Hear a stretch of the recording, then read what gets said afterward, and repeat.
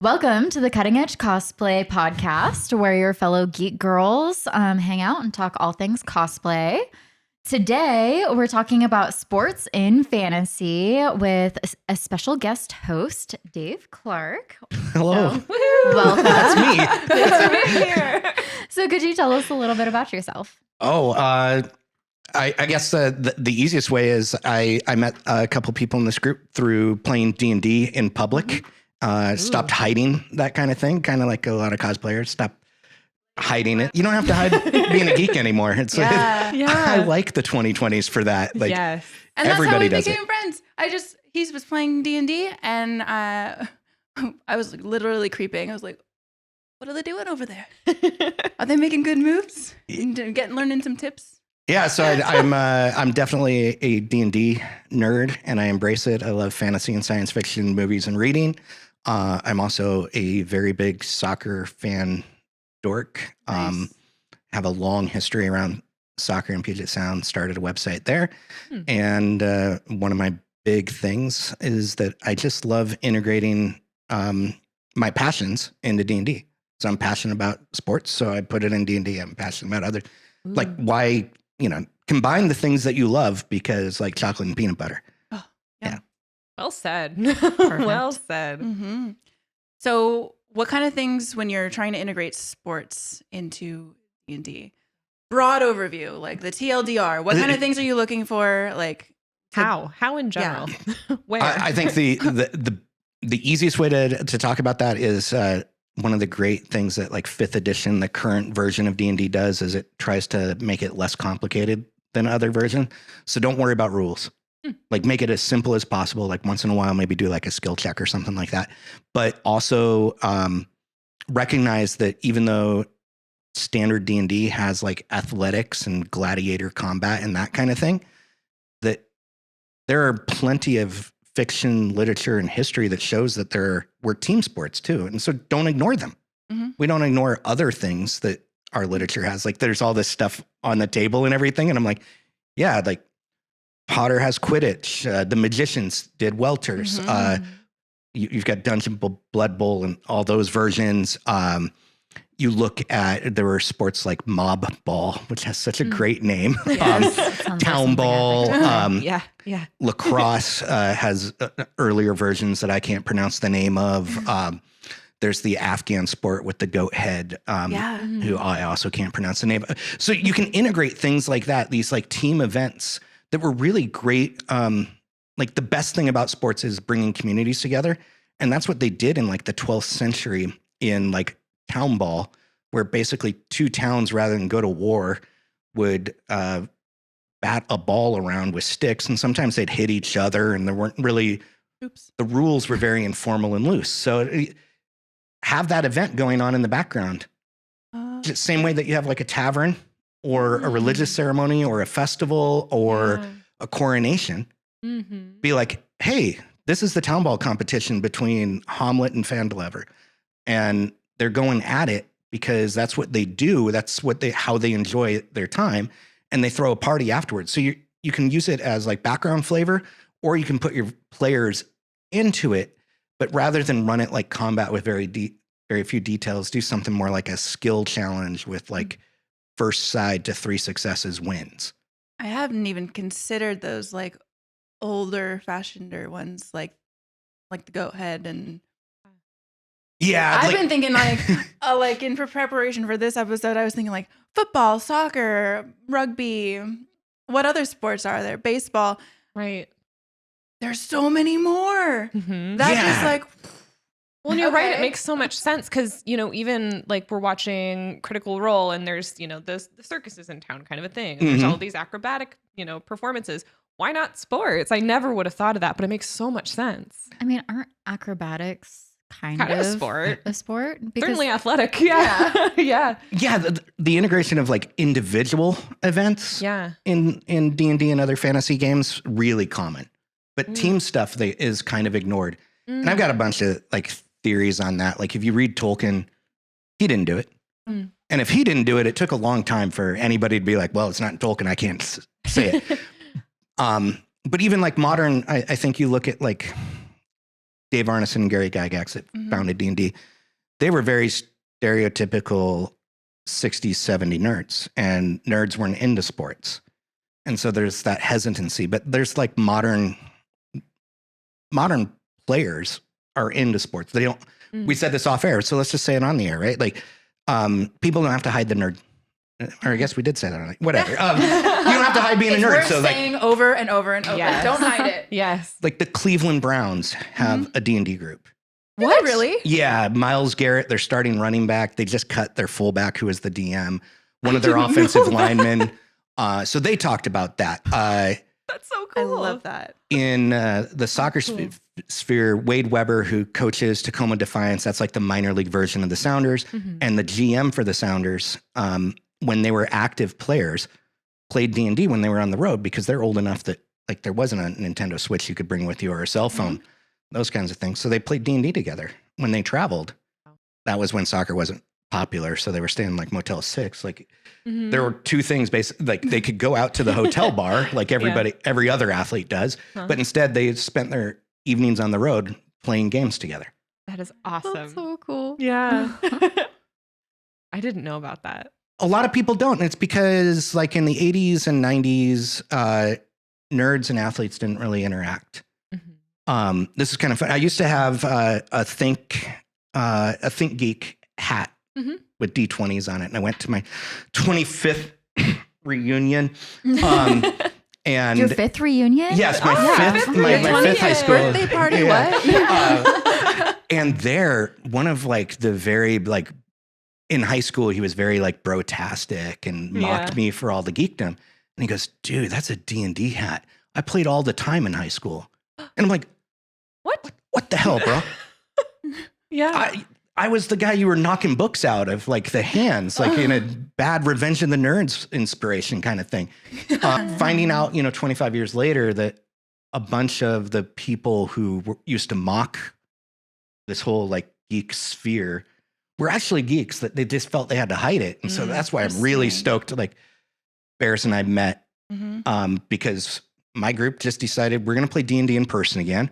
We need to do it in a place that's open air, and our group is spread all over South King County and Pierce County. So we need to do it in the middle. So we go to a brewery that has a patio and we just play in public. And I can't imagine doing that.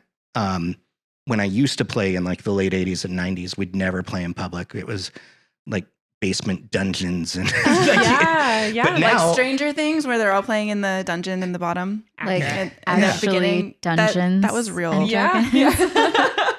Basements Actually, and that dragons. brewery is where we met. yeah. So I just love that,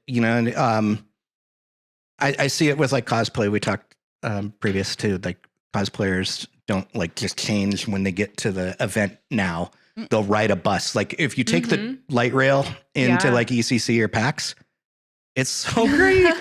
Like you're like, oh, the event's already started, and I'm at the light rail station in Tukwila, but like a third of the people are in costume, and I'm like, that's awesome. We don't hide anymore, and it's so wonderful to have that kind of ability to just be yourself. Do you play any sports right now? Have you ever? I have. I played soccer as a youth and then missed 2 years in a row with like broken ankles. And then everybody was so much better than me that I was like, this is not fun. Okay, first, did you break your ankles playing or? Never. Okay. My favorite story about breaking an ankle is I once. He's got a lot. This is so. You know how at like elementary school they bring in like these like inspirational athletes to like perform like stunts and everything and tell you that you can be whatever you want. Right. And there was like this jump rope troupe that came through, and I was like, oh, that's so cool.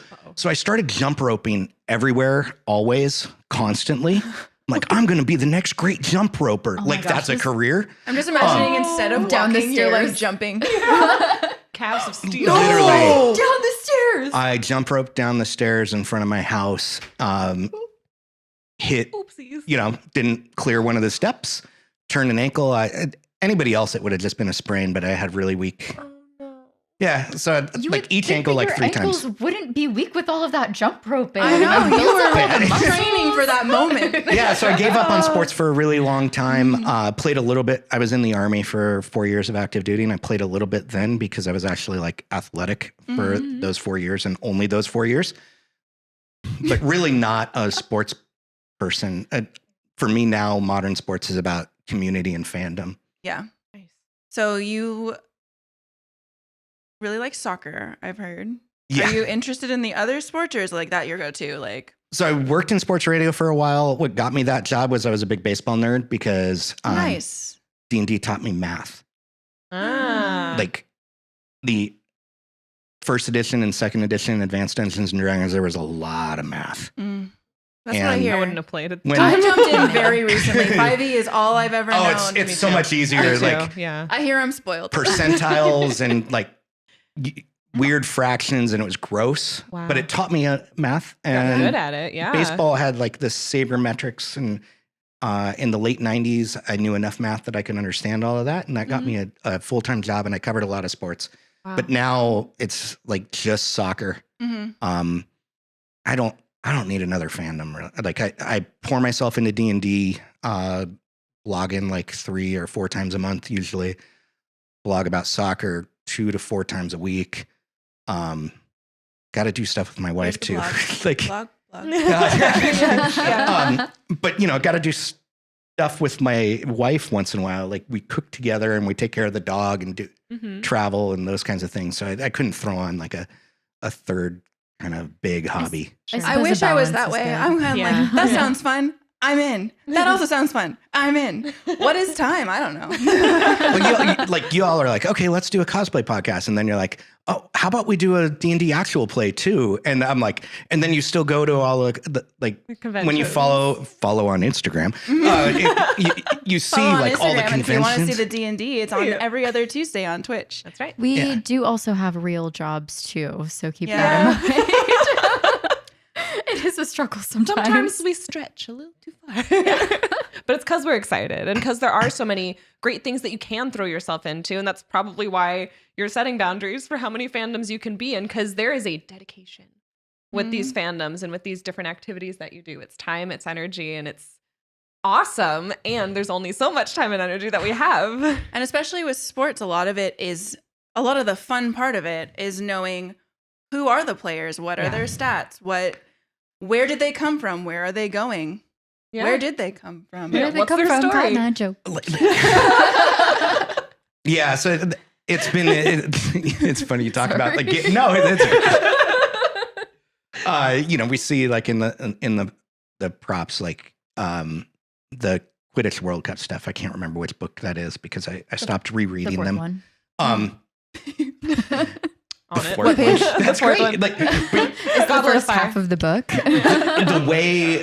the way I think it's Ron that kind of knows everything about every one of the teams and all that. And I'm like, oh, I remember that era while also going to school, while also hanging out with like friends that weren't into either of the, and I'm just like, oh yeah, that overwhelming life. That's why Ron didn't do well in school. That's why I struggled sometimes at school, is because I'd throw myself into like D&D so much. Like high school, I might have like played like 4 nights a week kind of thing. And then it's like, oh yeah, that's why I didn't do my homework. Oh well. But then you also think of some of the other characters that somehow were able to just juggle everything. Like Ginny, for example, was on the Quidditch team, did very well, but also seemed to do way better in school than a lot of her brothers. Like, not quite sure where that balance happened. It could have just come naturally to her. Everybody's got this different limit as to how much you can do. And I think Yeah. we've all, like anybody active in more than one fandom, heck, even in just one fandom, has had a point where they're like, I need to step away.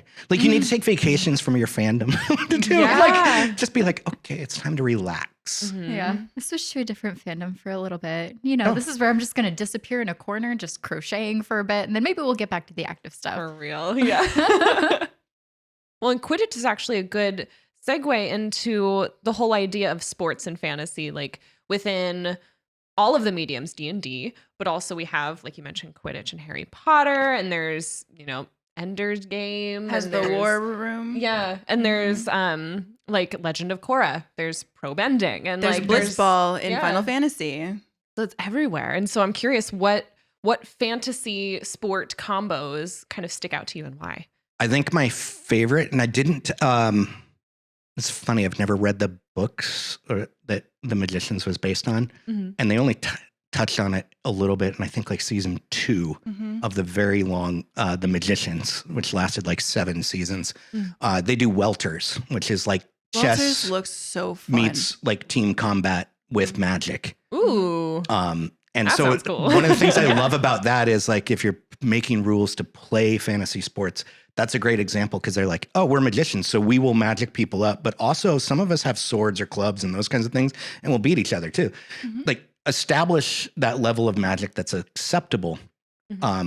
Like town ball with just marshals. Okay, that's fine. Town ball where you can cast sleep. And all of a sudden, like a third of the opponent is just sleeping. Or Tasha's hideous laughter. Yeah. That's kind of fun. So welters I really like for that integration. I am a big like Ender's Game nerd. I regret everything about Orson Scott Card, but I love many of his books. And I love the battle room. For science fiction sports, there's nothing better than that. Like it's so strong that they use some elements of that in certain military training. Like he got it. His whole like military philosophy was nailed. And the use of the battle room to teach that was really good. So I love the battle room. Like the whole enemy's gate is down. I once, for Sounder at Heart, that's my soccer blog, which most people here might not like, but there's a story called, I wrote The Enemy's Goal is Down. It was like my first post that went viral because everybody was very serious about sports. And I'm like, their tactics reminded me of understanding the rules and just scoring more. Nothing else mattered. The process, nothing. The enemy's goal is down. Everything you should do is about getting to that point. And wrote that up, and that was 2009, like March of 2009. And really opened a lot of people up to that style of conversation about sports. And then at one point we released a scarf that used some of the motif and inspiration from the Ender's Game movie, and then had on one side, it said the enemy's goal is down. And I still see those scarves at games 10 years later. Oh, cool. How does the military use, I mean, I understand why they would, but do you know what they're doing with that? How do they integrate? It's actually a phrase from Bean that got most popular within like military, like colleges and universities. He has a phrase, know, think, choose, do. And that's like one of my like decision processes. Know as much as you can. Think about and process all that information. Make a decision and do it. And it seems really basic, but a lot of people get overwhelmed with trying to find out information or making the decision. And it's like, just do.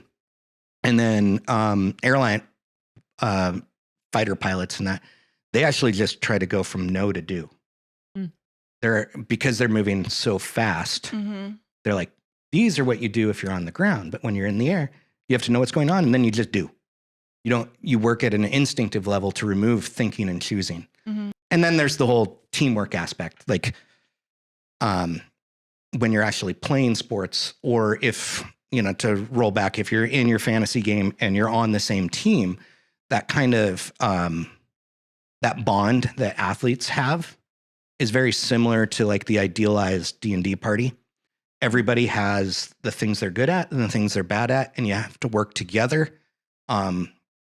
Jeremy Crawford, I think his title is lead designer of Dungeons and Dragons, has a phrase, diversity is strength. And that's because in a D&D party, you have the fast elf, the sturdy dwarf, the flexible human, those kinds of tropes. And it's very similar, like on a soccer field. Some guys are good at shooting the ball. Some guys are good at defending. Some guys are good at passing. And they have to work together in that same way. It's the same way when you fight 10 goblins and you're overwhelmed. You got to use each person's strengths. That's very military as well. So Ender's Game does that very well, where, Ender and Bean are the two that kind of process events. And then Petra is the sharpshooter.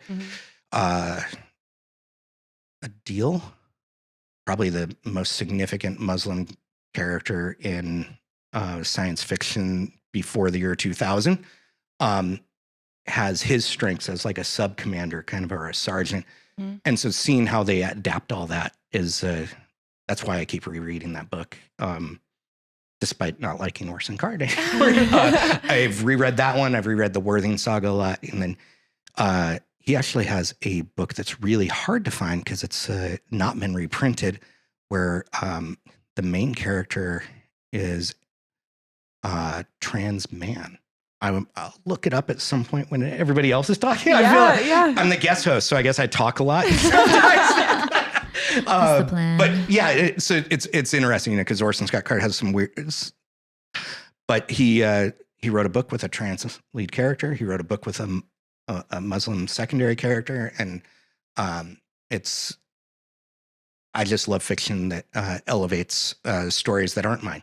Because if I want my story, like, okay, that's me.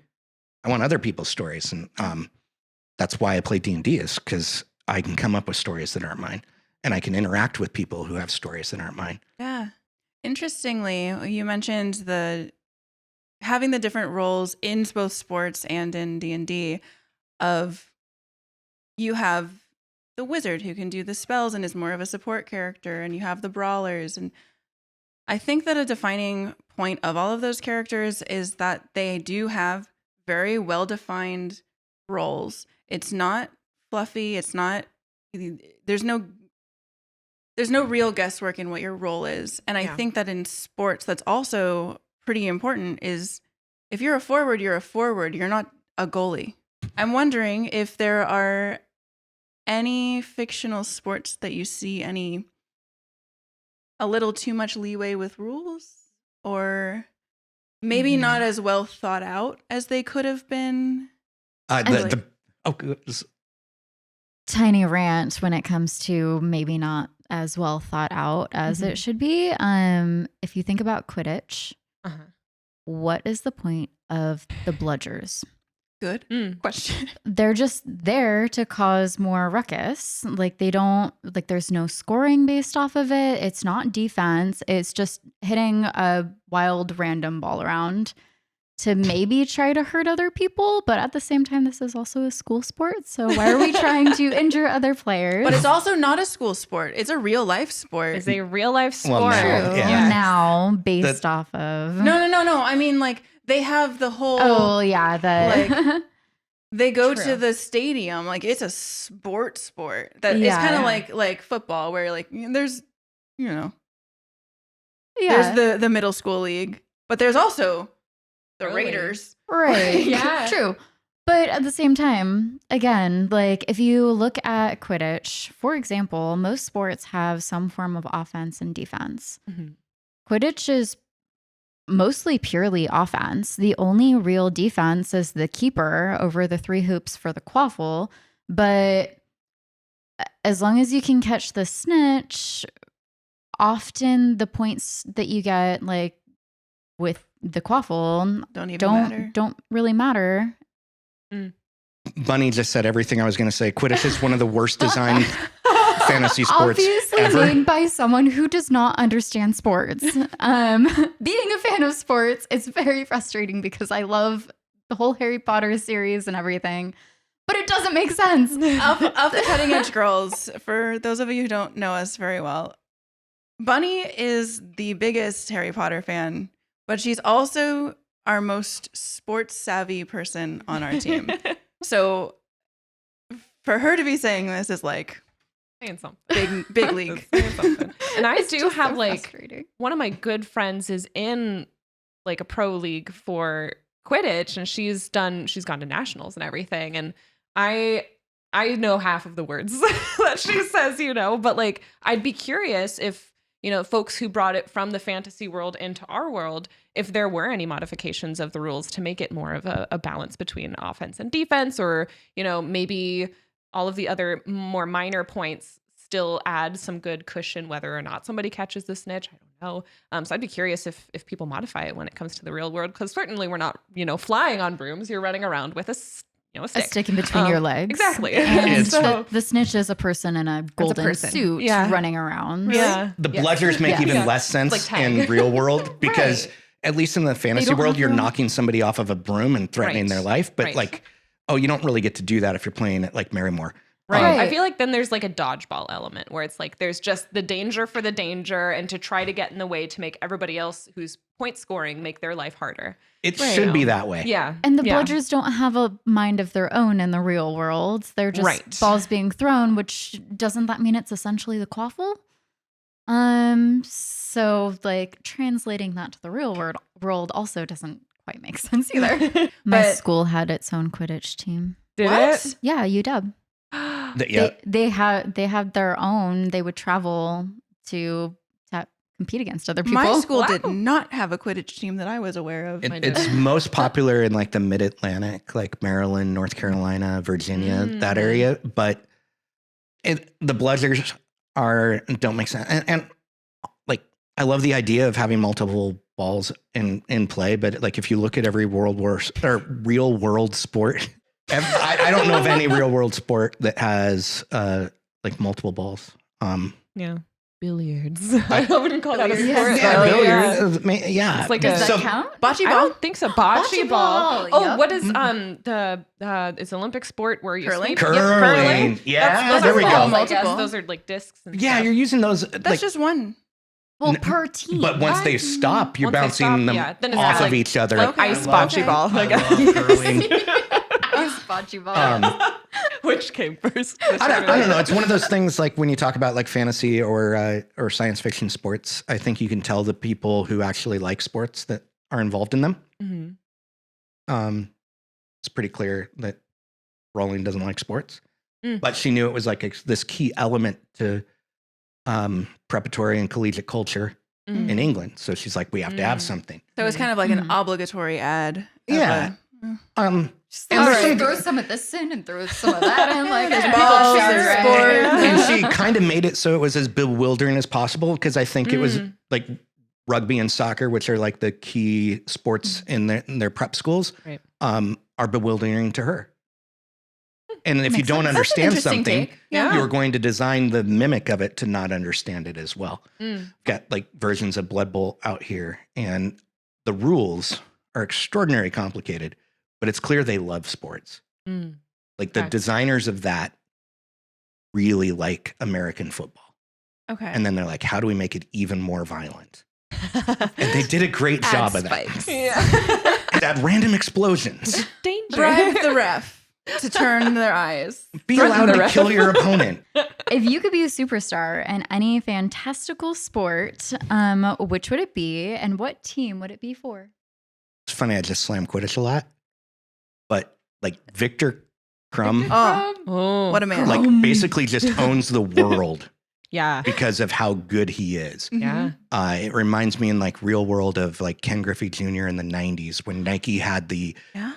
the mock presidential ad that got them in trouble. Like that's how popular he was, kind of thing. Victor Crumb is at that level. And so I think even though I really don't like the design of the sport, that kind of like if you're that good, you can do all of these amazing things and like Have that influence. Mhm. change the world kind of Yeah. through it. Yeah, that'd be awesome. Yeah. Be really good awesome. point. And I don't see any other like I mentioned welters. And that's really just a little sidebar, and it gets dropped. I don't really see that much in other fantasy, and that's kind of whether it's a background story or not. I think it belongs because in a world where you can communicate cities over through magic, you would have an athlete, whether it's an individual or team sport, would be extraordinarily well known and popular. And so I love that aspect. So even though I don't like Quidditch. That's actually a really Nice. interesting point. Like you're right. I can't think of another fantasy world where the sport is as big as in Harry Potter. Yeah. Do you think that other fantasy worlds could benefit from having a national or worldwide or at least well-known sport that like maybe not as part of the main story, but like in the bars it's on TV or whatever, just like have something that's more of a staple of the environment? Ah. Anybody? Like, I think so. Because I mean, so there's a couple of perspectives you could take it from. If you go the marketing perspective, people are really playing Quidditch now, which makes you think of Harry Potter. Mhm. And so if you have a well-established, hopefully well-made fantasy sport, there are probably people who are going to want to play it, which is great marketing and reach, and you become a household name that way. But also, I think you're so right. There's so many aspects where it could be incorporated. And, we think about the Olympics where it's kind of, if we really boil it down, it's a competition of people who are good at things. And in any sort of fantasy world, like let's say like Legend of Korra or like Avatar, these people are good at things like bending. So of course they're going to want to compete to see who's the best. I mean, you mentioned that, like Pokemon. Yeah. It's basically a sport. Yeah. We went the same place, didn't we? No, we didn't. Okay. Not this time. But I keep forgetting about like the bending competitions and stuff. I mean, if you do think about that, though, that is similar in the sense of like essentially, not royalty, whatever you were saying about Ken Griffey Jr. influence? Influence. Yeah. Yeah. So because like the people that are really good at like the pro bending, like they had that influence. Like there were these different teams that were famous essentially. So that would be another example of a fantasy sport that has like that influence. whole like imagine reading these novels or now we get so much fantasy on TV, which is wonderful. Like even if it's just a sidebar, like the most famous magicians in most worlds, right? The fighters and the warriors, them. There's libraries with knowledge hidden. Like I just watched Rings of Power and like the hidden library, and everybody knew. And I'm like, because it's Tolkien didn't care about sports. That doesn't exist. But like when people can compete, they do. And the best of them will find a way to monetize it. And the best of those will be well known everywhere. And again, in any world that has mass communication and some level of not everybody dying of disease, you should have team sport. That's kind of my fundamental. And I think it doesn't have to be part of your story. It can be the background, but it can be the background just like you went to the bar, just like you went to the play. Like we do fantasy does a great job of having theater and plays and circuses, amphitheaters and whatnot in the background. You mentioned Critical Role does a wonderful job at that. Traditional D&D has done that all the time. But like even like D&D 5th edition, there's basically one book that has team sports. And it's essentially the book that mimics Potter World and the Magicians. It's called Strixhaven, which grew out of their Magic the Gathering world. That's basically a magic university. And there are 2 sports played there. And you can interact with them, kind of.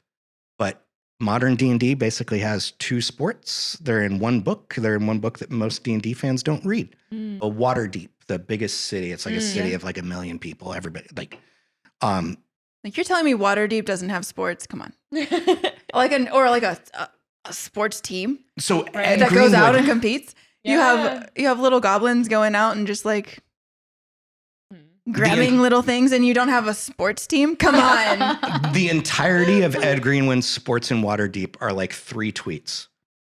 He has mentioned a name of it. I can't pronounce it because most of Ed Greenwood's inventions can't be pronounced. But it is a team sport where you start outside the gates and you try to reach like a central square. And you get points based on how many of your players get to the central square on time. So the teams have to make a decision. How much do they mess with the opponent and how fast do they get to the central square? Because you can't do both. So it's kind of like capture the flag without a flag. Yeah. So much fun. Like it'd be so much fun, right? Like get a team of like 5. You're starting at these gates that are roughly equidistant, and you can go off at the angle and try to mess with others, or you can just run. And everybody's going to score various points, and then you do like this multi-day competition. I'm like, that's amazing. It's 3 tweets. In the books, it's been 2 words. Wow. No. And I'm like, let's play. Yeah. Let's do it. Like, I don't play in Forgotten Realms for my D&D, but I would absolutely love like a little one shot. Yeah. Like that'd be just so bust fun. out that. I mean, they've got so many big maps of Waterdeep available. bust out one of those, come up with some, like I'd run that tactically. I think if I were to do like a little one shot of it, and it's like, this is your team, these are the other teams. Have some that are like single race because that's kind of a very theme to Forgotten Realms. Some have that are mixed, and then you just run it in kind of this initiative order that isn't about going 30 feet around like 6 seconds, but it's like, what do you do over the next couple of minutes, kind of thing. And I think that'd be fun. That would be really fun. And nobody has to die. You just say like you limit the magic to. But they can. But also, could people die on accident? I cast The magic ref was miss. looking the other way. Speaking, accidents happen. They do. They do. And I think it's interesting that we're talking about team sports because I feel like that probably is, an area that needs to be filled in more. Whereas if we boil it down to, I mentioned the Olympics earlier, there are a lot of events that are solo.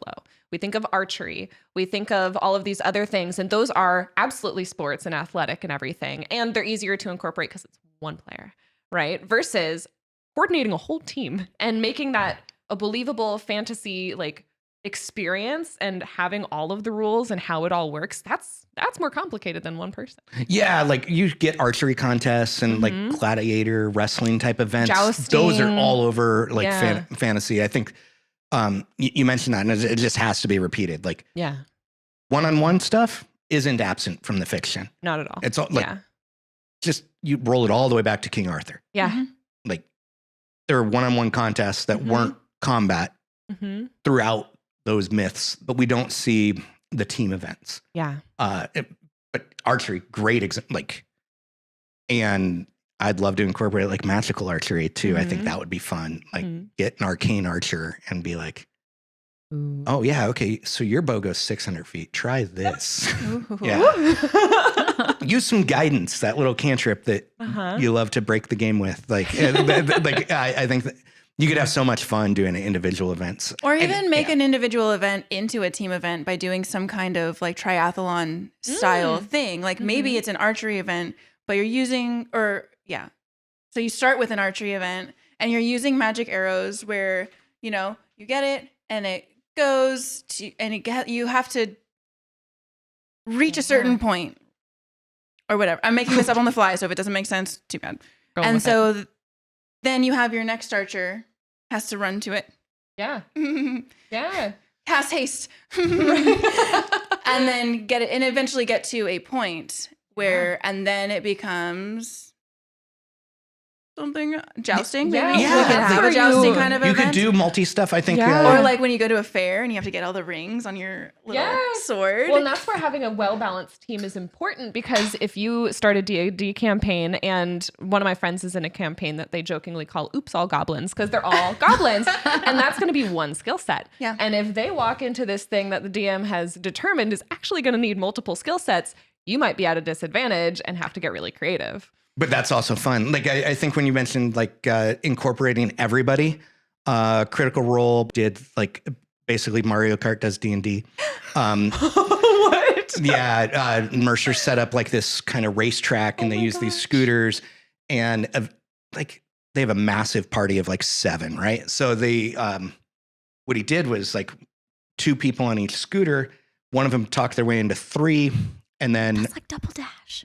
Everybody else. Like the non-participants found ways to interact with the event through the stands, basically like planting bombs on opponents and that kind of stuff. Because it was like Mario Kart. Like they're like, I throw a turtle shell. He's like, it's not a turtle shell. And it's like, it does what the turtle shell does. Like, that was actually really good. It was racing, which I tend to ignore. But Mario Kart Does D&D was like, it was basically an episode and a half of the current season of Critical Role.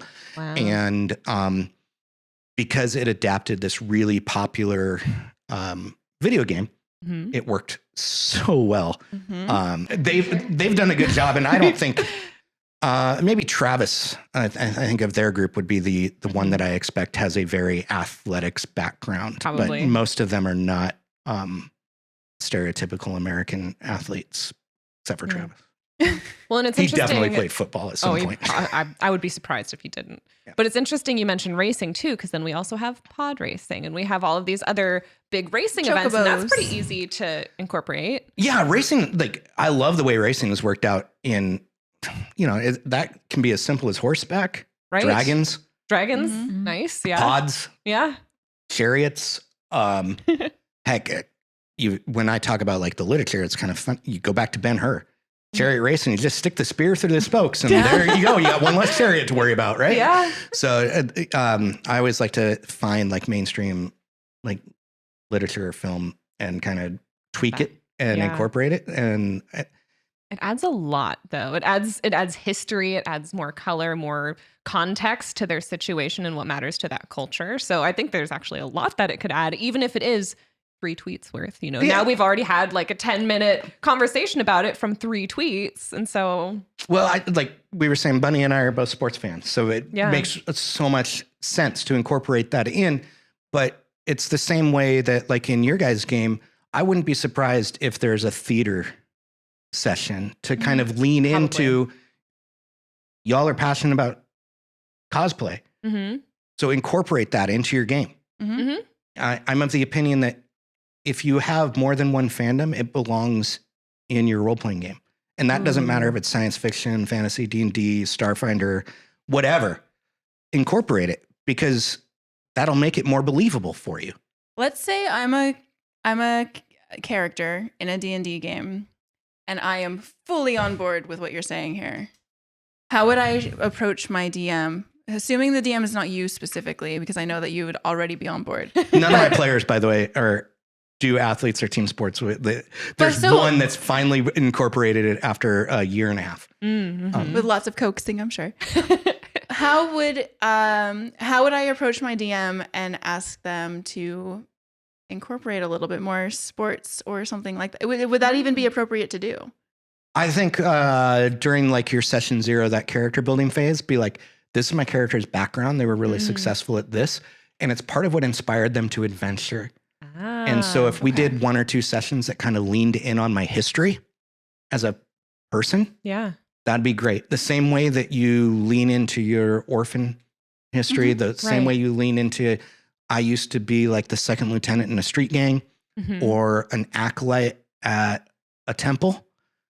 You have those conversations and you say, I'd love to just tap into this because I'm a big fan of incorporating, whether it's through like plotline B or have a session that just every once in a while, a session should amplify one individual and yes, you share the spotlight, but shine it really bright on one character. We see that in TV all the time, like in all the genre television that we watch.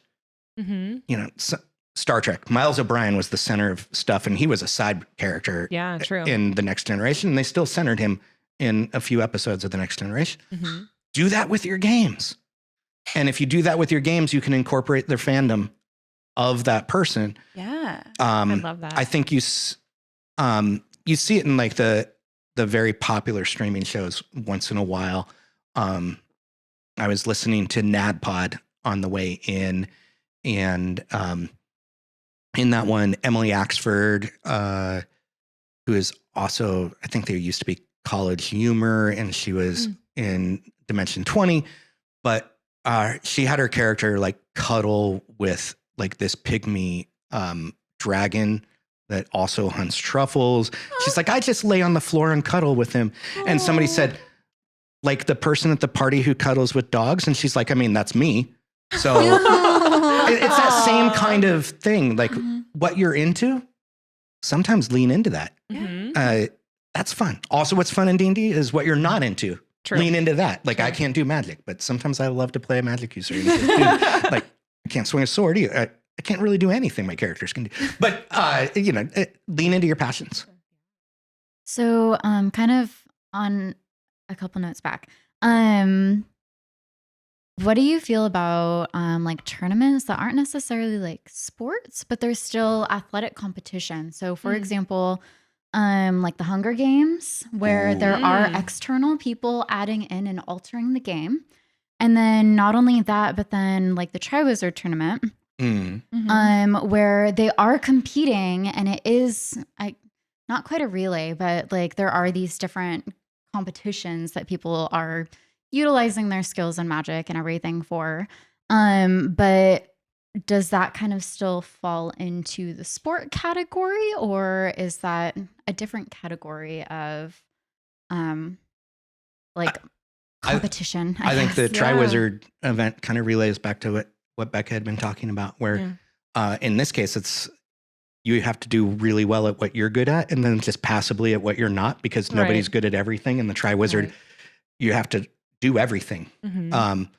I love that. Like, it's a great individual contest. And I think that can incorporate into all of our games pretty easily, whether it's one person or a relay as a team. When you talk about the Hunger Games, it's very based in sport, in kind of this like last man standing or woman standing. And I think she did a wonderful job at that. I love the idea that the crowd can insert help and negativity.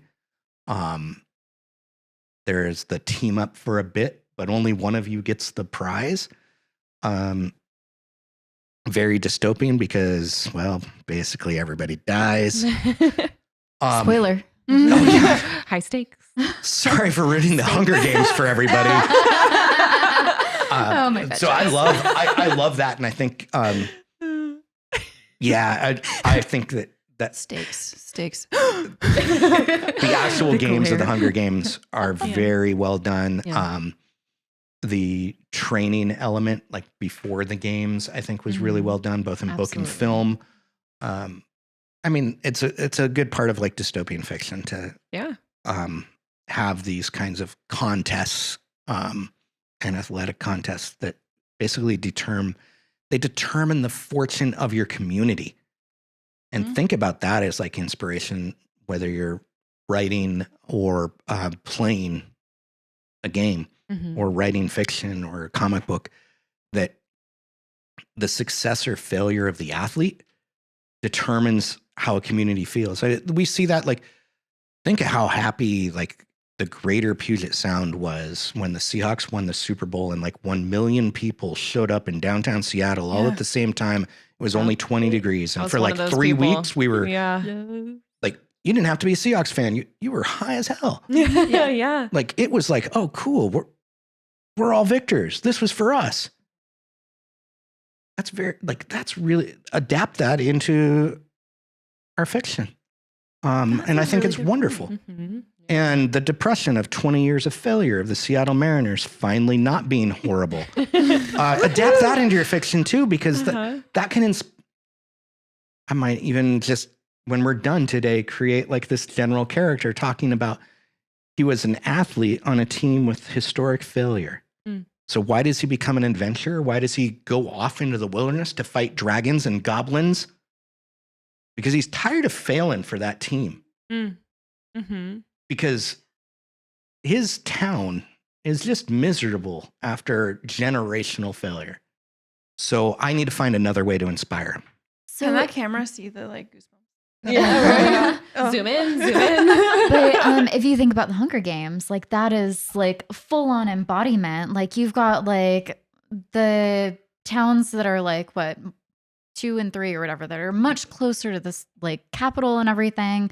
And they're like, yeah, we've got these winners, like we're going to do great and stuff like that. And then the people that are further out that don't have as many resources, that like one of their people is actually like doing pretty good. Actually, both of their people are doing pretty good. And it's like, wow, we finally have some hope. We can start fighting back. Like, we're doing great here. Like, come on, guys. Like, it completely changes the entire outlook of the like their city and area, District 11. District. I'm like, why can I not think of words? I actually really liked when I was reading Hunger Games how much the onlookers were able to determine a lot of the games. This is kind of how she won. Was she got a lot of outside help once she got popular? Like at once first, she got popular. They're like, oh, let's help her. Mhm. Right. And just because she was so standoffish and everything too. She's Yeah. like, Hey, screw you whatever guys, whatever your like- followers are liking is what you got to do, because that's how you get the step up, and that's how you end up winning the Hunger Games. Right. Yep. But what do you think about adding something like that to existing sports? Oh, like I'm already thinking, like, because when you brought the Hunger Games up, I'm already Yeah. thinking about like you do the water deep. I've got to find. It's on the blog post that I shared with you about that I wrote at Full Moon Storytelling about the sports. We'll put the link in the description. yeah. But that like Forgotten Realms team sport. Can you imagine like, okay, so you're part of this temple and they're like, oh, we're going to toss you some extra healing potions, or you're running out of ammunition, but the Archers Guild has decided to support you. Or, Interesting. you know, I think about that and I'm like, oh, that'd be some nice little layers to add in as kind of like layer actions, like outside of initiative. Okay, everybody tell me what you're going to do that isn't combat related. I like to incorporate that kind of stuff. Would you also do that on the negative side too? Where it's just like, yeah. you know, this person's really kind of pissing me off. I'm going to make it so they're jump roping down some stairs and they break an ankle.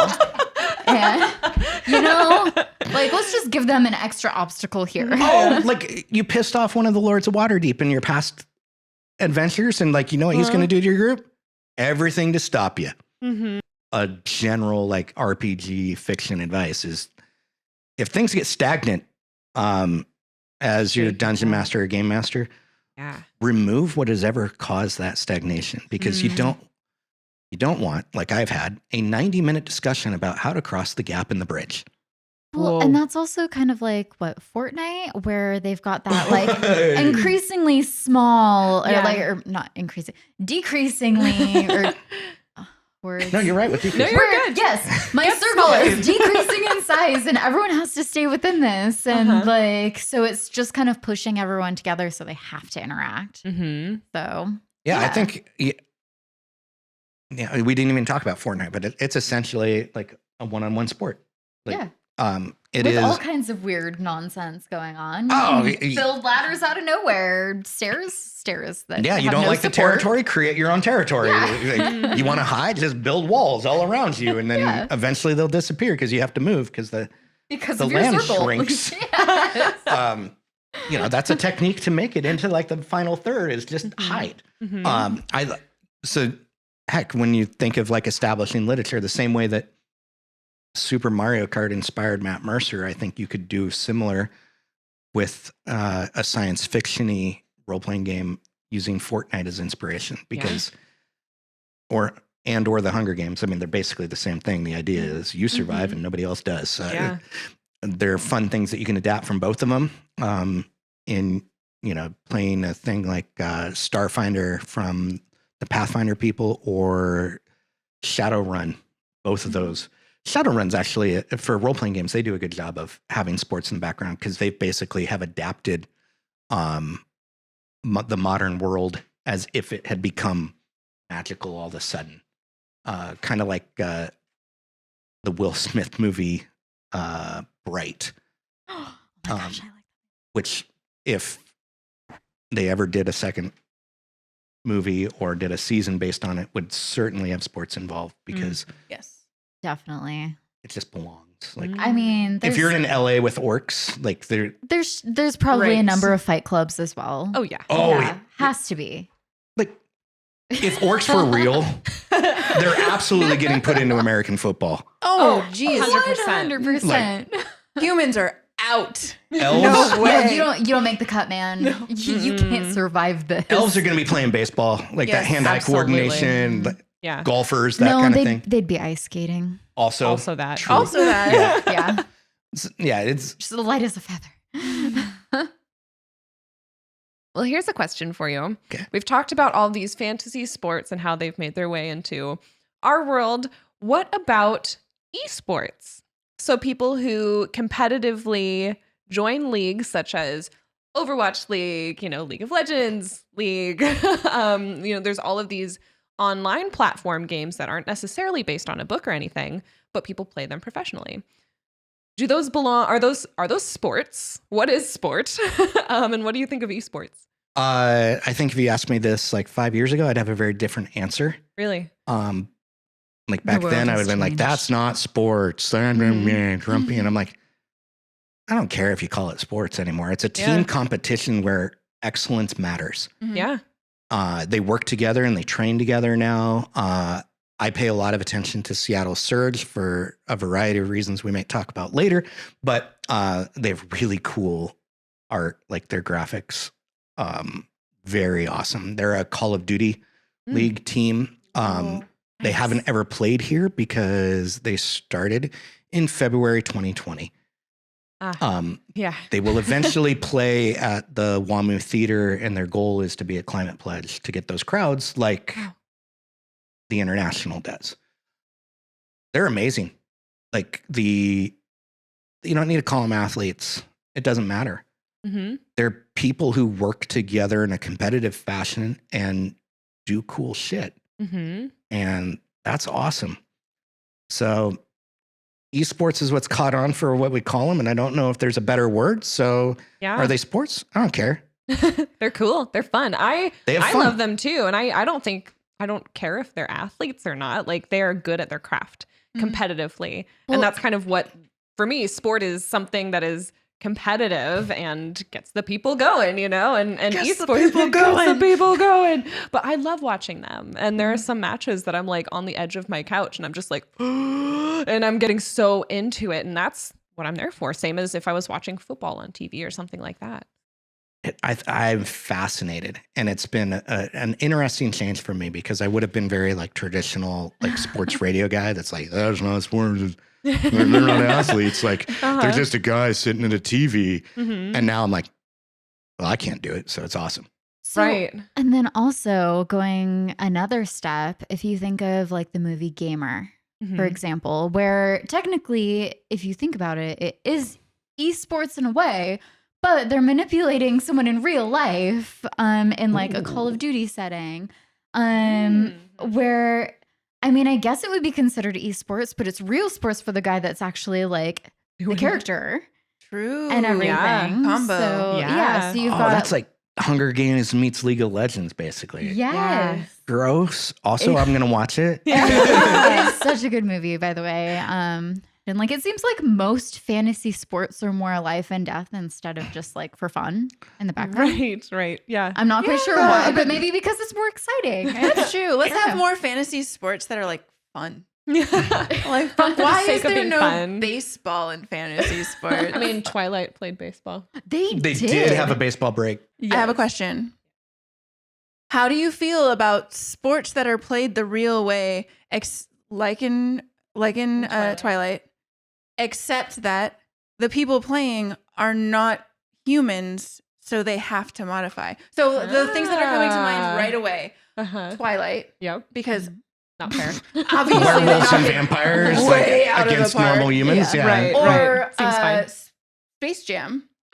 Yes. Where all of the characters are technically playing basketball, but they're cartoons, so they can't physically play basketball to the rules. They can't. And they're playing the dice. monsters. And the who are monsters. huge and strong and Aliens. That's nuts. And aliens. Straight up aliens. Yeah. How do we feel about those? Or do those count as fantasy sports? Because Oh, they're yeah. trying to play by the rules. If they're But the fantastical characters- creatures, yes. Yes, Yeah. the characters are fantasies. And they're so- playing a sport. But they're But playing. they're playing a normal person's sport. So the sport isn't fantastical, but the people are. So Yeah, well, I guess for Quidditch, it's humans, I guess, witches and wizards, but humans playing a fantasy sport, and this is the opposite, where it's fantasy creatures playing a human sport. Well, imagine like in Quidditch, like the goblins and house elves should be able to have teams.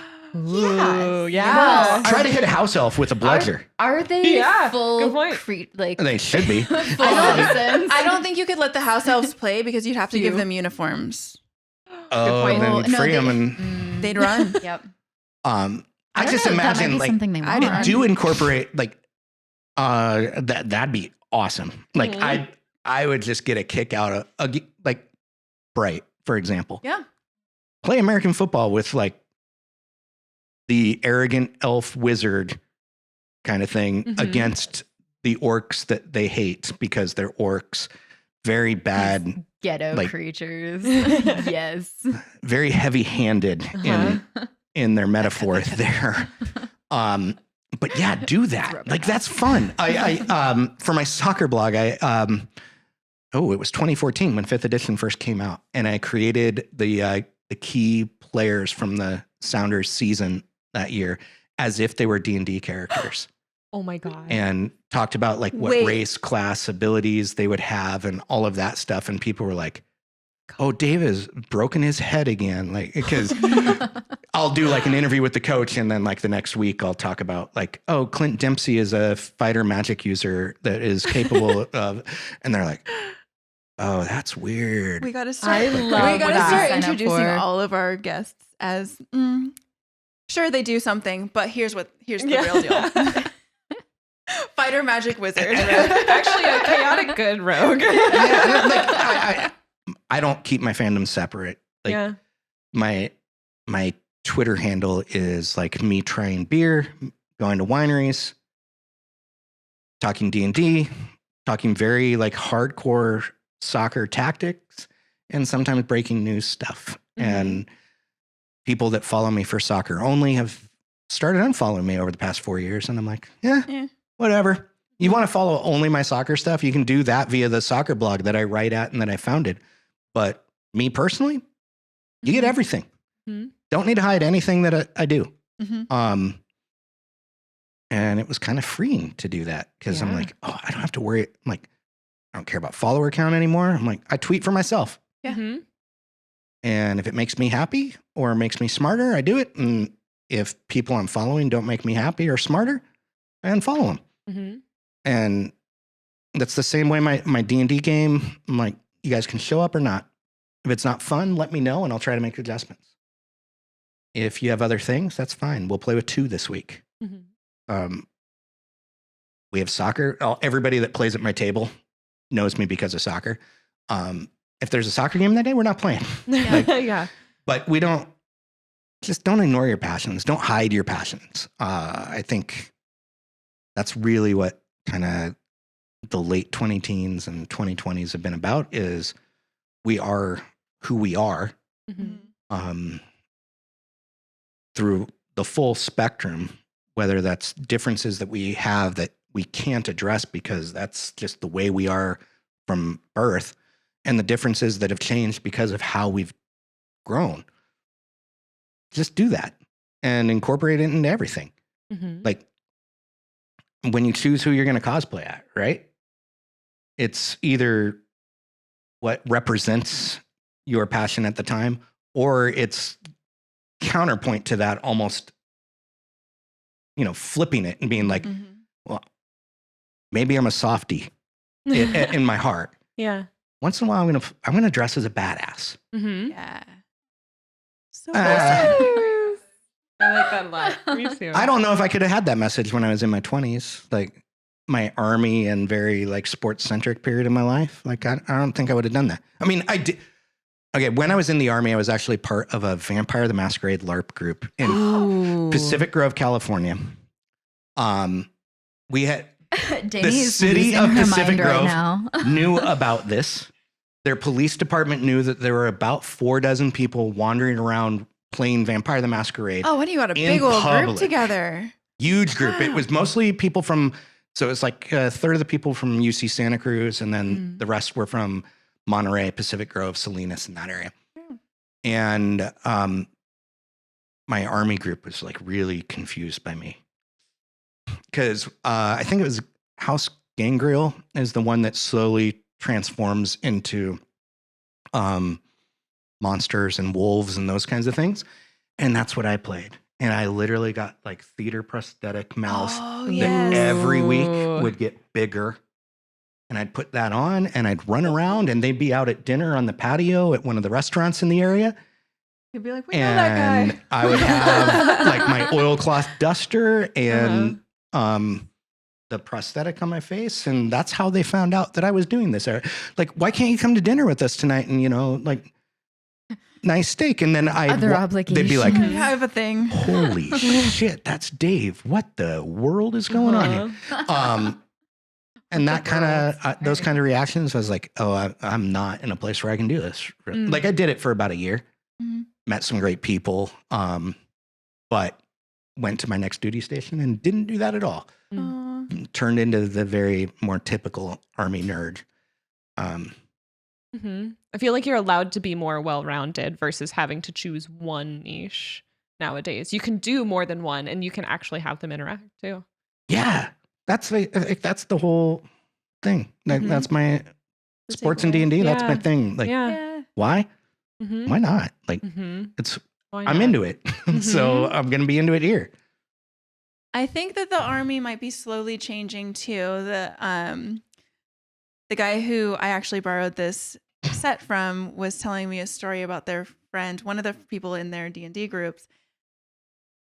A lot of people in their group are army or military in some kind of way. But they were saying that one day they were on base and they had nothing else to do. And so their friend suggested, like, oh, why don't we just do a quick game of D&D? And got a lot of pushback, kind of like you were saying, like, oh, that's dumb. Like, oh, nerd stuff. And he was like, okay, well, what else are we going to do? And he had enough dice to make it worth everybody's time. And so they started playing. And like, it was one of those things where like people were walking by were like, okay, nerds. Yeah, there's still like closed elements, but as you're, you're all kind of stuck in relatively close quarters, those people walking by who are kind of talking shit to started to see like, these guys are getting really into it. This looks fun. They're having actually a lot of fun. fun. They're giving each other shit. They're instructing each other like, no, your guy needs to go over here because I'm about to do this spell. Like, so you need to be going this other way. And so the other army guys around them were like, started to kind of become like a Twitch lobby and adding their own little inputs. And they just it would start off like kind of them walking by and just being like, you should probably do something. Y'all should do that at my next game too. And so then eventually it just turned into this whole like group activity where they were the main players, but everybody else would come and just hang out. And that's really cool. Great. So the wheels are slowly turning. This is all becoming more and more normal. It's wonderful. I'm loving it. Like when I get the bro pushback, Cleveland Browns had a write-up in Sports Illustrated, literally like the front page. Let it be known. It's like, you know what? Theater groups, the movie that's coming out, Chris Pine is in it. He had never played before until like his family found out that he was in the movie, and his nephew was like, let's play. And he played and he goes, every high school needs to do this. And I'm like, oh, that's like Chris Pine. It's like Michelle Rodriguez is like, oh yeah, I played in high school because I'm from Jersey, but now I don't hide it. And I'm like, I'm from Jersey sounds like a weird qualifier. I'm like, okay, I don't know that. My mom's from Jersey, and no. But I think the point there where like a Fast and the Furious hero is like, I do this. A Wonder Woman, secondary character, Star Trek. It's like, oh, okay, all of Hollywood's doing it now. Yeah. The geekdom of Hollywood is very apparent, and to get like athletes that are admitting that, like, you see them. You mentioned like esports. Yeah, athletes are all over esports. There was a quarterback in the NFL. I can't remember his name because it doesn't matter. But one of the quarterbacks had in his contract that he could play only so much. I think it's League of Legends a day. Because he was playing so much that he was forgetting about his job. Kind of on that topic though, so we've got all of these like, I guess like normal people or athletes, I guess, that are playing normal like people, not nerds. Okay, not nerds. These like not Jocks. nerds doing nerdy things, but like playing these like D&D games. But then if you think about like the league, for example, where it's like these nerdy people that are doing fantasy football leagues and stuff like that. So it's interesting because it seems like there's a lot of grass is greener viewpoints on things, where you've got the people that don't necessarily like feel like they're good or able to play the game, so they fantasize about them and create their own fantasy leagues, versus the people who can play these games and or do like actual sports, real life sports, I guess. But then they play these fantasy games like D&D and other things like that. People should do things that give them joy. Yeah. and don't hurt other people. Like, that's it. Like, that's simple. And like, Not physically, but maybe in the game. I mean, if you all agree to it, and maybe, you know, whatever, Consent. like, as long as you consent, the physical and mental language can be there. Like, I get it. But, you know, some people like camping. Do it. And it doesn't matter. Like, some people like playing role-playing games. Do that. Some people like dressing up as anime characters. Do it. It doesn't harm people. So just do it. Just be yourself. Well, and I think that our hobbies and our interests should be celebrated, both sides, Yeah. right? Where it's like, you know, we hear now about these celebrities who were actually playing D&D. They just never told anyone. And I would bet that there is the flip side where there is some nerd who's like known for being a nerd, especially now where like it's more accepted to be nerdy, and they might be in a fantasy football team, and that can be fine. Like, that can be celebrated too. Because sometimes I've seen this happen. Sometimes nerd culture can have that same effect, and they can say, oh, the sports ball. And we say it as a joke usually, but some people are like really hateful towards people who actually really love sports, and that brings them joy. Don't And do that. don't Who do that. cares? Just like how you don't want them to break you down for being a nerd. Don't break them down for liking sports. Just love what you love and love each other for that. Show mutual respect. Honestly, I just joined my very first fantasy football league ever. Nice. It's a lot. I called my brother. I was like, what the heck is going on? Because a he's lot. more of a sports guy. I'm Yeah. more of the nerdy one. And I was like, and he was like, well, honestly, we're 2 days into the season, so you're probably behind the times and you're not going to get the people you want. I was like, But well, that's that was fine. fast. Yeah. Okay. Yeah. I was like, what stats do I need to know? He was like, All of all them? of them. I've done fantasy football. It is a lot of work. It's a lot. It's a lot of So work. all of these people, okay, nerds, not nerds, whoever. People. Fantasy football is no joke. They're all nerds. It's a lot of It's statistics. just They're not not nerds, thing. but they're just a different type. It's all the same numbers and it's all the Yeah. same information. It's just for a different thing. If I'm keeping track of my D&D character, you're keeping track of that football guy, Yeah. whatever. Like, And you have more influence on you have more influence on your D&D character than they do on the on their that's the team. thing. Yeah. I have no, I can't do anything. Pay I don't even attention know where to click in the injuries app. because you don't want that person playing on your fantasy league when Yeah. they're like They're injured. out injured. Yeah. So pay close attention. It's also going to So change. you've got at least 25 people scattered across a bunch of different teams. Keep track of which one's injured. Just Right? sprinkle them about. It's Yeah. It's nuts. It's crazy. So do not talk shit about the jocks because they're keeping track of a lot in there too. They are just as nerdy. It's just a different Just thing to as nerd nerdy. about. You're gonna Yes. have a fun moment, Bears, when you're like at like the barbecue or the holiday party, and everybody is talking about football because it just dominates American culture, Yeah. and you are going to so fun, understand it more than you've ever understood it before. I'm going to Feel be good. like, Feel I good. know what a quarterback is. Yeah. It's gonna be a weird moment. That's like, it. Pour a Hemplo. Good luck. I once filled in an NCAA like a basketball bracket out. Like literally, I hadn't paid any attention to basketball in like 10 years, so I was just like, "Oh, I know a soccer player that went there, so they're gonna win." Mhm. It didn't do well, but it was fun for me to fill out. I'm like, Yeah. I'm not. So- yeah. But then you have someone to root for. Soccer doesn't translate to basketball in the same way as it might for football. Because No. for football, you might want a soccer player to be like your punter Well, or something like that. It was Even- just it's a because I'd different- heard of the school. It's a different Yeah. shaped ball, but it works Yeah. a lot better than like feet versus hands. Like Oh, I didn't pretend that it was going to work. It Yeah. was just like, how do I pick between Northern Illinois and Gonzaga? Right. Right. I don't know which of those teams is good, but I knew a player from one of them, so I'm like, you're going to win. This one. the last time I did a basketball league, I went off of how much I like their uniforms. Any thoughts on how you would improve existing games, whether they be like in our current world or in some fantasy world? I know Bears and I were talking in the car on the way here about how we might potentially change some games to make them a bit more exciting. So what are your thoughts? Oh, let's go back to Quidditch. I might remove the quaffle. Okay. Yeah. Just get rid Too of it. boring, or what's the reasoning? I mean, if you get 150 points for getting the snitch, the quaffle Right. doesn't really matter. Like what's the whoever point? gets the snitch basically wins. So, but if you think about the World Series or the World Cup, technically the Irish won, even though the Bulgarians were the one that caught the snitch. And it's because That's they just scored. bad play.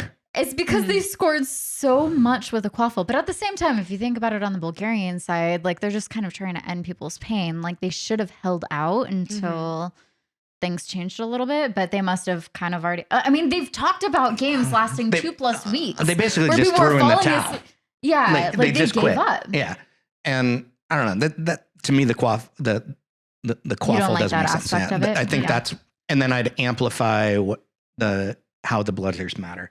I'd emphasize that this is a defensive, like. Yeah, there should be some aspect trying as to to knock- why you have them. You're trying to knock the chaser unconscious. That's what like. If I was a Or- coach in Quidditch, the goal with that would be to just knock the crap out of the other team, so Or they're the never getting the seeker. snitch. Or Knock seeker. the seeker out sorry, because yeah. then they can't find the snitch. Yeah. Take out But you think, as in any More other clearly sport, there are outlined. backups. But why are there no backups in Quidditch? I don't understand. That's Can they based not off of find enough people? that's based off of like soccer in the 50s. You weren't allowed substitutes, so if your guy was really? injured, you just played on. That's like my soccer Just team, chaos. like 7th through 10th grade. Yeah. You didn't have enough No. players on your team? No, we barely had enough players on our team. We didn't have enough players to have substitutes. So we just had to run the whole time. That happened with my basketball team in Yeah. grade school too. We were down, like I was a point guard and like all the other point guards were sick and I played the whole game as a point guard. And if you know anything about basketball, that means your girl running all day. The entire I game. did not like running, but we did it and I was very tired the next day. So yeah, that's my change to fantasy sports. Quidditch needs the most changes. Okay. In real sports, I'm a big soccer fan, but something to speed up the pace of play would be handy. Yeah. Or speeding up the pace of baseball too. That's a can't- really slow one. I don't agree with you. Really? Why? Because here's the thing. When I go to a baseball game, I'm not here to watch baseball. But that's the thing. I wonder if there's a way that you can go to watch it. Because I feel want like I to end up not hang watching because I'm out bored. and have hot dogs and just like talk to people. Do And a there's something barbecue. that could be exciting out there. Yeah. And yeah. Baseball is the different. best game for just like hanging out It's with your great. friends. It's the best. with like a Sounds thing in the perfect. background. Summer- because Summertime people are like in sports. the field having fun. That's why the day games get all like the rich people, businessmen. Like Uh-huh. they used to call it the businessman special, the 1 o'clock game, because what you do is you'd be like, let's just have a meeting at the game, Yeah. but it can last 4 hours. Yeah. Or you can go and Yeah. sit in the stadiums. Like there are lots of like reasons to sit elsewhere, sure. But I like to sit in the right behind, like right underneath the goals. Or not the goals. Jesus Christ. This is my favorite sport. That works too. Which sport are we talking about? All sports have goals now. The dugout? She's just added goals No, to the opposite baseball. side of the dugout. And just The heckle, outfield? Yes. Okay. And just We got heckle there. the outfielders for the opposing team. Yeah. Okay. Yeah. My family went and did like this like family event where we just all went to a baseball game and we were sitting in the cheering section and we were all just heckling this one poor little outfielder Oh. to the point where like this is like their job basically is to just be heckled out there. But to the point where he turned around and like as the ball was soaring was turning around and yelling back at us because we were giving him so much shit. Oh my god. And he missed the play entirely. That's It was- great. Make sports interactive. It was Oh fun. my gosh. That's I had great. friends at the Rain game. That's the women's team in town, and one of Yeah. them was mocking the referee during the game, Mhm. and the ref, like as he ran by, shouted back at my friend, and I'm like, oh, that's beautiful. I love it. Like some of the assistant referees that run the lines have interacted with fans in the Yeah. past, and I'm like, yeah, do that. More interaction is good. Yes. Always. Yes. Like embrace the fans. Like my favorite things in soccer are when those athletes like come in, like after a victory, they come into the stands and Yeah. celebrate with the fans. I've been at celebrations for trophies where they've brought the trophy into the fan base. I've been at a bar where the current head coach was like, Mhm. hey, where are you celebrating right now? And I'm like, I'm at this place. He goes, I'm going to be there with Tommy Dutra, Ooh. the goalkeeper coach. Fun. And then he's like, can you have a beer? And I'm like, absolutely not. I've been doing this for 10 hours right now. So I eventually need to get home. Mm-hmm. I don't know if you've ever been to a Sounders game, or I'm sure the other soccer games are similar, but Sounders in particular have their like main fan base will do a parade through Seattle to get to the game. And then there will be the whole game where they're sitting in the bleacher area. Just you're basically not allowed to sit there unless you know all the songs and you're willing to be rowdy and you're willing to just like bring the flavor for the Sounders. Yeah, there is a culture. Yes, It's there wonderful. But it's very similar to, like, I'm cosplay adjacent. I don't dress, but I respect and everything. But there are people like y'all that do it and get into it. I love that. And it's the same thing for like my soccer experience. I'm near that section, but not in it. I do not have the stamina anymore to jump and sing for 90 minutes. It is so But it's a lot of fun when I do. Yeah. And I love that aspect. It's about community. That group, when I've been unemployed or lost my mother-in-law, that's the group that gave me strength. So just huge respect for, they're called supporters groups. That one particular is the Emerald City Supporters. They do a lot of really cool stuff. And you know what? You don't have to know it all. Yeah. No. You just have to be willing to try. Yeah. And I think that's kind of the key. Like, if I reached out to y'all and said, you know what, I'm going to go to such and such convention and I want to do cosplay, that willingness to try, you would absolutely be like, this is what we need to do. Join us. Yeah. And ECS, when they're at their best, will be the exact What do you same. need help on? We can do it. Right. They're like, okay, these are the songs that are sung pregame. This is a song we sing at the 12th minute. This is a song we sing at the 74th minute. I want to know in the comments down below if you think that dressing up with the face paint and the costumes and the jerseys, does that count as cosplay for sports things? Or is that something different? There's So a- you're saying like if somebody shows up to like the Seahawks game with the Russell Wilson With their jersey on and jerseys. everything, Yeah. are they cosplaying as Russell Wilson? Warning, Russell Or are they Wilson just isn't on fans? our team anymore. I know he's not anymore. There, but in our I would hearts. say wearing like the jersey, no, but there's a Or phrase in does soccer intent called a matter? full kit wanker. And that's where you put on like the jersey, the shorts, the socks, maybe even the shoes. That's cosplay. Do you have Whoa. shin guards on? I hope not if in those cases. But and then in the I NFL, you will see people who do like there's the defense guy.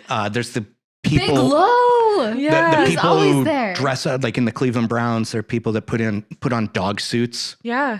The Rain have two fans that show up in the T-Rex outfits. What about the cheese heads with the? Oh yeah. Oh yeah. So Does that I would count? say That's there kind of an easy thing. there though. is sports casual cosplay, Yeah. and it's kind of like the difference between is it Halloween or is it like Right. Halloween isn't necessarily cosplay, Right. Right. but put it on the jersey. I wouldn't say it's cosplay, but there are people that take it to the point where you're like, oh, that's cosplay. Yeah. Like if you put on a T-Rex outfit to go to a sporting event, Sorry. You're committed. You're One weird. of us.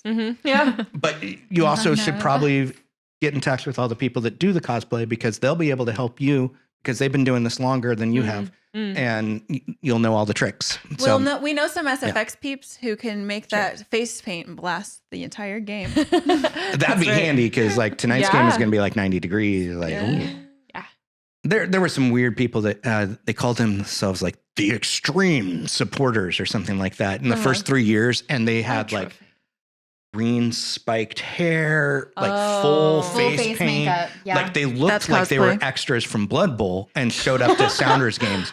It was a very weird vibe. They kind of got shunned a little bit, but for me, I probably shunned them then, but now I'd be like, hell yeah. Why do you think they were shunned before? Was it just too much? It was way too much. Okay. Like 4 foot tall hair Okay, in I green can and see- blue with each horn Being being. a short person, Sure. I can see that being too much because Sure. even if I'm standing, like the last time I went to a Sounders game, like I said, everyone was standing pretty much the entire game. I was a step up from the people in the row ahead of me, and they were still taller than me. Yeah. So if they have like super tall hair, that could also be a bit It's of like an going to a issue. movie theater and having the tallest hair you Yeah. possibly can. Have It's like maybe Abraham not that day. Lincoln Yeah. sitting in front of you. A top hat. I think the key for like a nerd that's going to go to sports is to find the same kind of group that, like, when you went to your first nerd event, like the first time you all cosplayed, it's probably uncomfortable, felt weird. And if you haven't been to a sporting event, the person that you go with is going to be vital. First time you play D&D, talking through the rules can be really intimidating. There's a lot of math. Even in the modern game, there's still a lot of math. Find that person that's going to welcome you and accept you, because they're going to be your guide. This word sometimes has negative connotations, but find the evangelist, the person that's going to be there and open themselves to that experience. But also find that evangelist that's like, if you don't like it, that's fine, and they don't reach out to you again. Find your sports handler. Yeah. Maneuver you through the definitely not convention that is a sports game. No, there are conventions. There's 60,000 people there doing all the same thing. Everybody's on your feet. There's food that's too expensive. Like, it's a convention. There's merch. Yeah, it's entertainment. But it can be a lot of fun if you find the right people to do it with. It's a heck of an experience. It's a group that's unified around the same cause. It's a group that one of my very good friends, his mother had passed away recently, and the coach knew and mentioned it during the press conference post game. Whoa! He goes, "Hey guys, I'm sorry to bring you all down after this win, but I just want to say, Keith, I'm sorry you lost Dawn this morning." And for me, when a fandom is at its best, it's when people are unified around things that go beyond the fan. Yeah. It's not just about soccer. It's not just about D&D. It's not just about dressing up as your favorite characters. It's about supporting each other. Anybody who gets into their space, I love to talk to. And that's like, when Bear's like, hey, would you be willing to do a podcast about all this? I'm like, yeah, like you all seem to be into what you do the same way I'm into what I do. And we'll have some overlap and some we won't. And that's okay. Like, that's okay. I don't think we've seen any non-overlap yet. I don't think so. Yeah. Well, I didn't know you were a sports fan when I said yes. So there's been a lot more sports overlap than I expected. But yeah, and just do things that bring you joy and do things that share your joy with other people. I love that.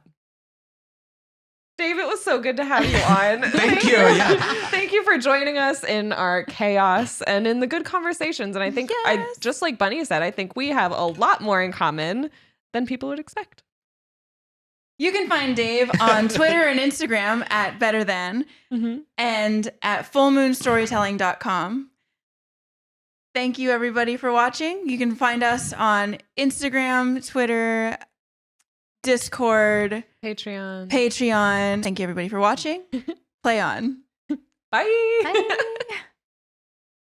Maybe I am a real villain. Am I the baddie? Am I the bad guy? Am I the drama? I don't think I'm the drama.